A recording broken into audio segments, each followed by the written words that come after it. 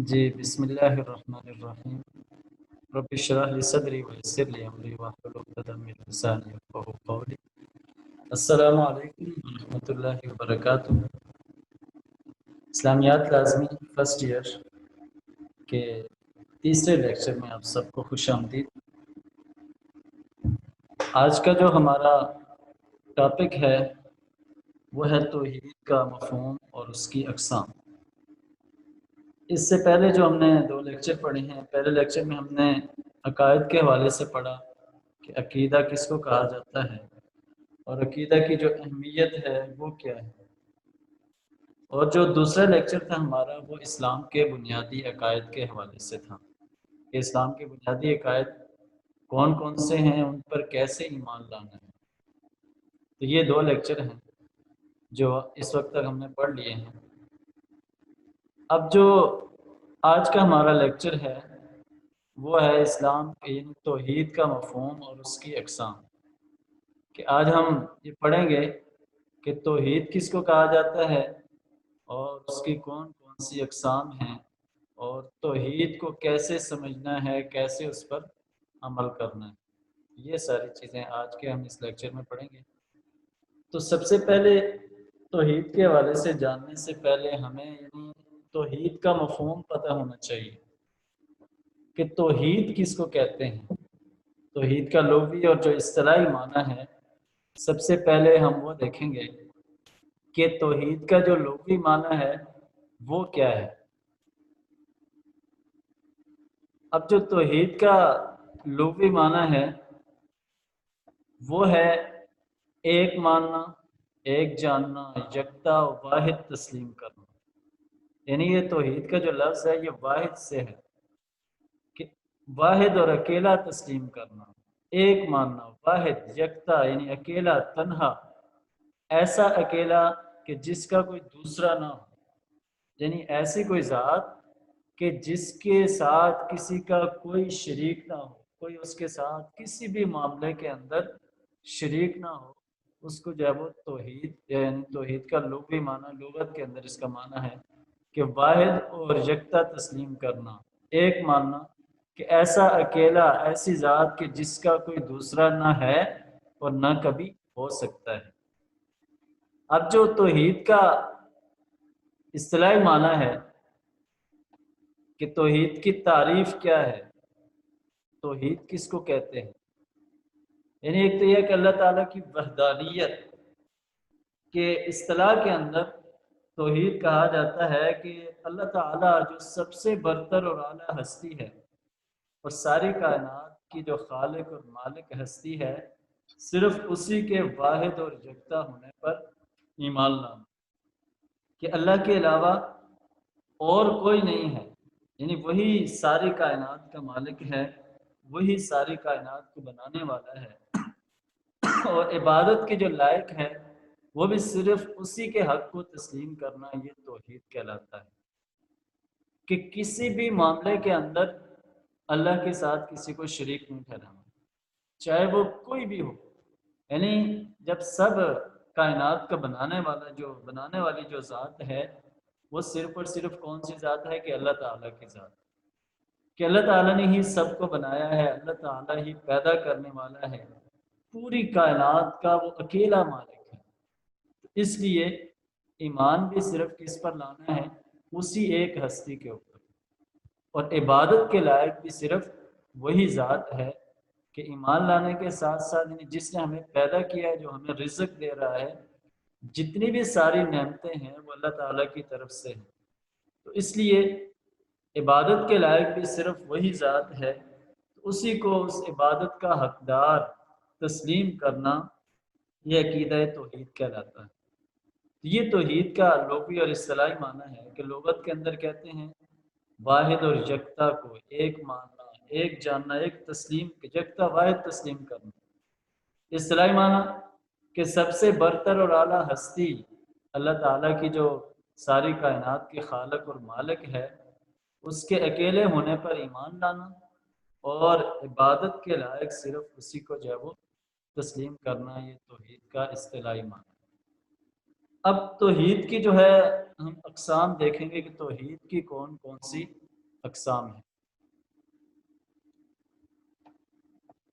کس توحید کی بنیادی طور پر علماء کرام نے 3-4 اقسام بیان کیے کہ ایک تو یہ ہے کہ توحید فی الذات، دوسری قسم ہے توحید فی الصفات، تیسری ہے توحید فی الافعال. اب اسی طرح ایک چوتھی قسم بھی، ایک ذیلی قسم آتی ہے کہ توحید فی العبادت، توحید فی العبادت یا توحید فی العبادات. تو یہ اس کی 3-4 قسمیں ہیں. اس کی ہم سب کی ڈیٹیل دیکھیں گے کہ توحید فی ذات سے کیا مراد ہے، توحید فی صفات سے کیا مراد ہے، اور اسی طرح توحید فی الافعال اور توحید فی العبادات سے کیا مراد ہے. اس سب کا ہم جو ہے وہ ڈیٹیل کے ساتھ اس کا دیکھیں گے کیا کیا معنی ہے. تو سب سے پہلے ہے کہ توحید فی ذات، کہ توحید فی ذات سے کیا مراد ہے کہ اللہ تعالیٰ کو اس کی ذات کے اندر واحد اور یکتا تسلیم کرنا، کہ اللہ تعالیٰ اکیلی ذات ہے، اللہ تعالیٰ واحد ہے، تنہا ہے، اس کے ساتھ کوئی اور شریک نہیں ہے. یعنی سب سے پہلی قسم ہے کہ توحید فی ذات. ذات کا معنی ہے کہ اللہ کی ذات کے اندر اللہ تعالیٰ کے ساتھ کسی کو ذرا برابر بھی شریک نہ ٹھہرانا. یعنی وہ اپنی ذات کے اندر کیا ہے، اکیلا ہے، واحد ہے. یہ توحید فی ذات کہلاتا ہے کہ اللہ کو اس کی ذات کے اندر واحد اور یکتا تسلیم کرنا، کہ اللہ تعالیٰ کی نہ کوئی برابری کر سکتا ہے،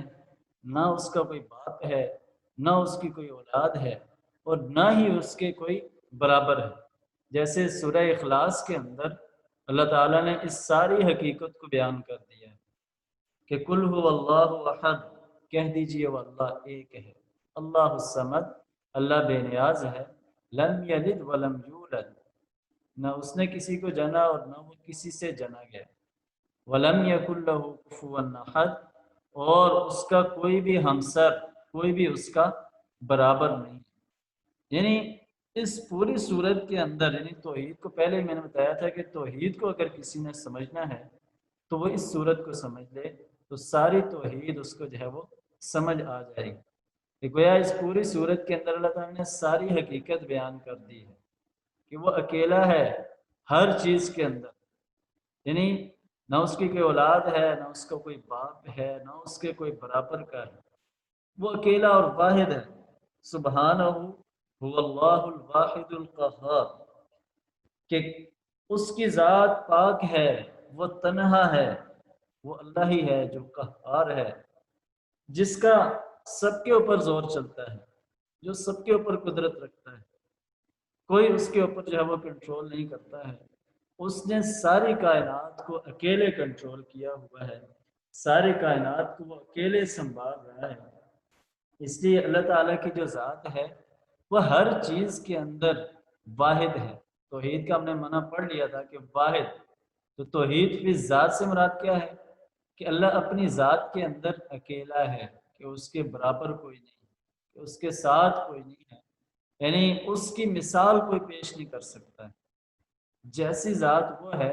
اس جیسی ذات اور کوئی نہیں ہو سکتی ہے. یہ توحید فی ذات ہے. اب دوسری قسم ہم دیکھتے ہیں کہ توحید فی الصفات، کہ توحید فی الصفات سے کیا مراد ہے کہ اللہ تعالی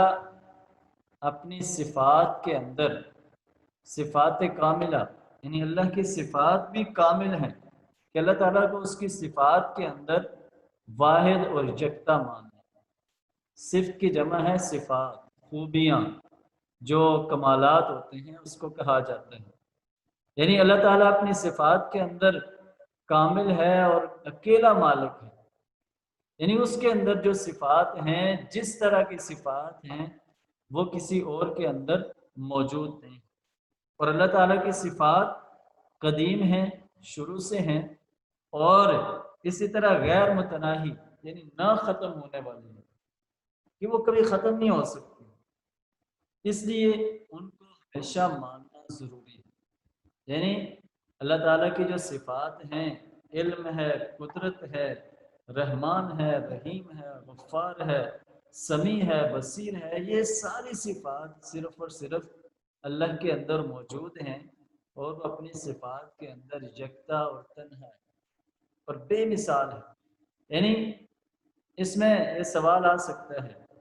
کہ ایک بندہ ہے وہ بھی تو سنتا ہے، ایک انسان ہے اس کو بھی اللہ تعالیٰ نے دیکھنے کی قوت دی ہے،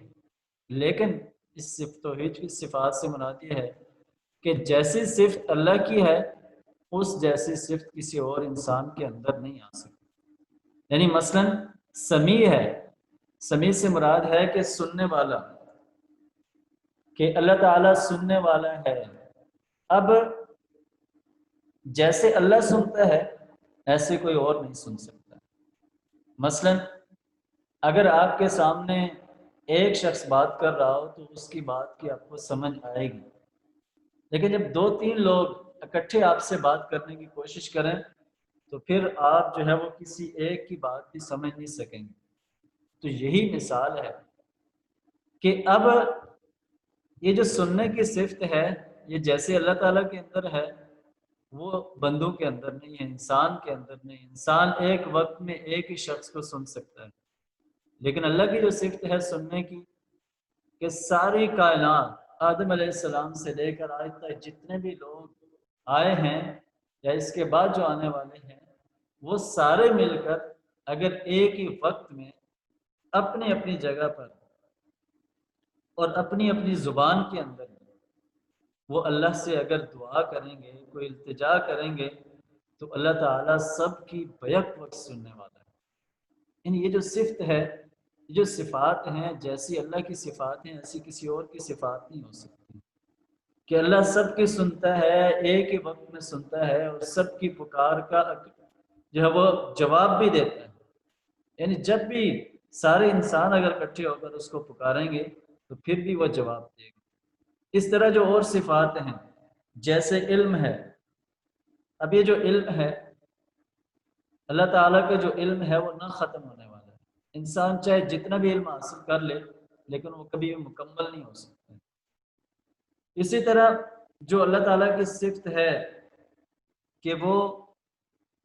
غیب کے جتنے بھی علوم ہیں ان کو جاننے والا ہے، غیب کی جتنی بھی خبریں ہیں وہ اللہ تعالیٰ جانتا ہے۔ باقی جو انبیاء کرام کو جو وحی کے ذریعے سے جو بتائی جاتی ہیں وہ اس حد تک جو ہے وہ جانتے ہیں، اس کے علاوہ جتنی بھی خبریں ہیں وہ اللہ تعالیٰ ہی جانتا ہے۔ یعنی گویا جتنی بھی صفات ہیں جیسے اللہ کی صفات ہیں وہ کسی اور کے اندر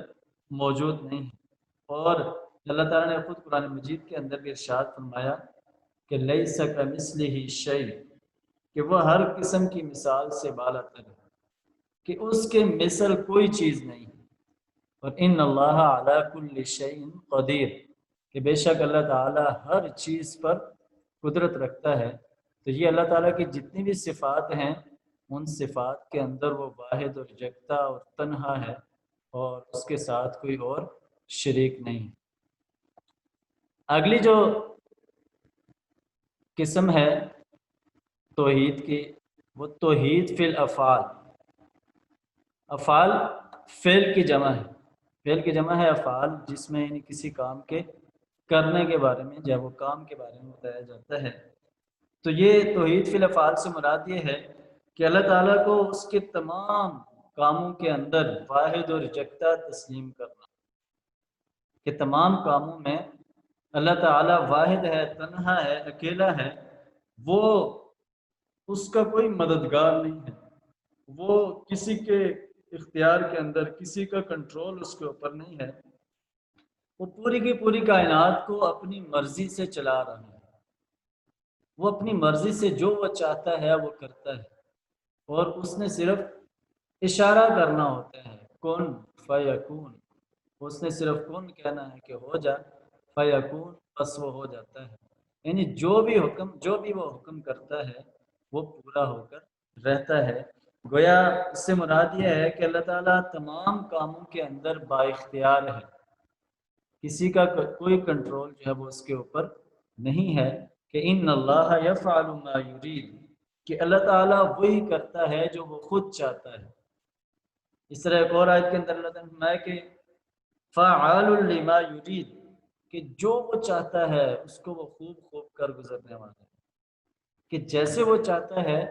اسی طرح اس کام کو جو ہے وہ کر گزرتا ہے، کوئی بھی اس کے اوپر کوئی نکتہ چینی، کوئی اعتراض نہیں کر سکتا ہے۔ تو گویا اللہ تعالیٰ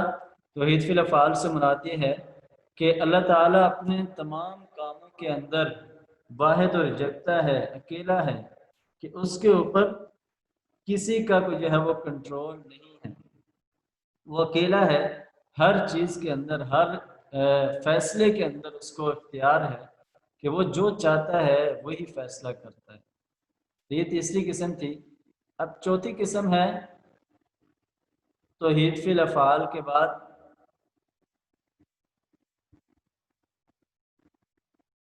اس کی ایک ذیلی قسم کہا جاتا ہے اس کو، کہ توحید فی العبادات، کہ عبادت یا عبادات۔ آخری قسم ہے کہ توحید فی العبادت، اس سے مراد یہ ہے کہ اللہ تعالیٰ سب کا خالق اور مالک ہے۔ ذیلی قسم سے مراد یہ بھی ہوتا ہے، یعنی ذیلی قسم کہا جاتا ہے کہ جو ساتھ ساتھ ہو یا جو عبارت کے نیچے ذکر ہو، اسی طرح جو ماتحت ہو اس کے یا ان اقسام کے ساتھ، یعنی یہ بھی علماء نے اس کو بھی توحید کی اقسام میں جو ہے وہ شامل کیا ہے، توحید فی العبادت کو یا توحید فی العبادات کو، کہ اللہ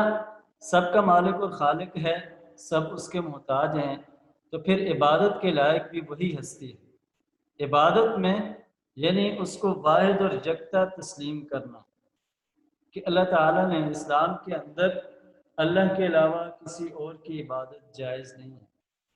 کہ صرف اور صرف کس کی عبادت کرنی ہے؟ اللہ تعالیٰ کی عبادت کرنی ہے۔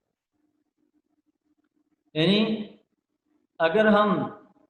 یعنی ایک شخص ہے، ایک انسان ہے، اس کو پیدا کرنے والی ذات اللہ کی ہے، اس کو رزق دینے والی ذات اللہ کی ہے، اس کی ہر ممکن سہولیات کا خیال رکھنے والی ذات اللہ تعالیٰ کی ذات ہے، تو پھر انسان کو بھی چاہیے کہ وہ صرف اور صرف اسی کی عبادت کرے جس کا وہ کھا رہا ہے، پی رہا ہے، جس نے اس کو پیدا کیا ہے، جس نے اس کو مانا ہے۔ تمام قسم کی جو عبادات ہیں پھر اسی ذات کے لیے ہونی چاہیے کہ جو تمام اختیارات رکھتا ہے، جس نے اس شخص کو دنیا کے اندر بھیجا ہے، اور انسان کو دنیا کے اندر بھیجنے کا جو مقصد تھا وہ یہی تھا کہ وَمَا خَلَقْتُ الْجِنَّ وَالْإِنسَ إِلَّا لِيَعْبُدُونِ، کہ ہم نے جن و انس کو صرف اور صرف اپنی عبادت کے لیے پیدا کیا ہے۔ اور عبادت کس کی کرنی ہے؟ ایک اللہ تعالیٰ کی کرنی ہے، کہ اللہ کے علاوہ اور کوئی جو ہے وہ عبادت کے لائق نہیں ہے، کہ انما الہکم الہ واحد، تمہارا جو معبود ہے، تمہارا جو الہ ہے، وہ صرف اور صرف ایک ذات ہے، اللہ تعالیٰ کی ذات ہے۔ اور جو سورہ فاتحہ کے اندر بھی ہم پڑھتے ہیں کہ ایاک نعبد و ایاک نستعین، کہ اے اللہ ہم تیری ہی عبادت کرتے ہیں اور تجھ ہی سے مدد مانگتے ہیں۔ وہ ہم اللہ تعالیٰ سے اس بات کا اقرار کر رہے ہیں کہ اللہ تیرے علاوہ کسی اور کی عبادت نہیں کرتا،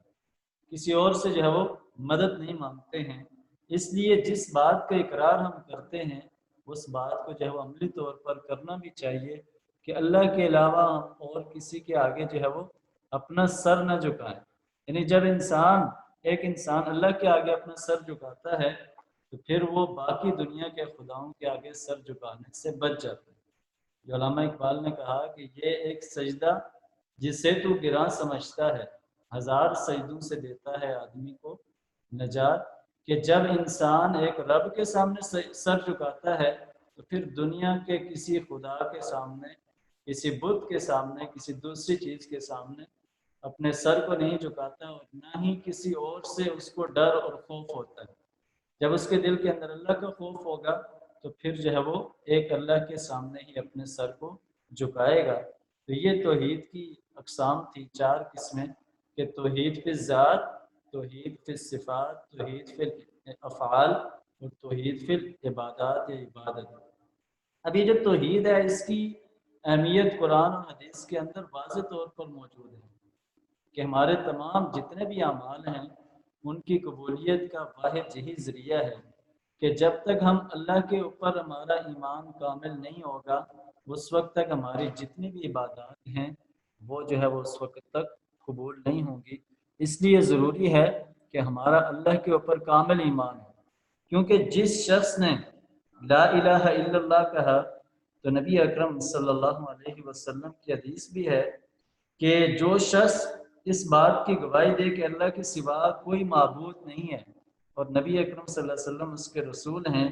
تو اللہ تعالیٰ نے اس شخص پر دوزخ حرام کر دیا۔ یعنی جو اس بات کی گواہی دیتا ہے کہ اللہ کے علاوہ کوئی معبود نہیں، نبی صلی اللہ علیہ وسلم اللہ کے رسول ہیں، آخری نبی ہیں، تو پھر اللہ تعالیٰ اس کو جنت کے اندر جو ہے وہ لازمی داخل کریں۔ یعنی جو قرآن کے اندر بھی اللہ تعالیٰ نے فرمایا کہ ان اللہ لا یغفر ان یشرک بہ ویغفر ما دون ذلک لمن یشاء، کہ اللہ تعالیٰ شرک کو معاف نہیں کرے گا،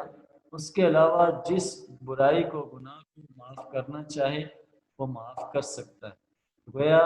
اللہ تعالیٰ اپنے ساتھ کسی کو شریک ٹھہرانا جو ہے وہ پسند نہیں کرتا ہے، اس لیے ہمیشہ انسان کو اپنے رب کے اوپر جو ہے وہ کامل اور مکمل بھروسہ ہونا چاہیے، اور اس کے علاوہ کسی اور کے اوپر جو ہے اس کا بھروسہ نہیں ہوگا۔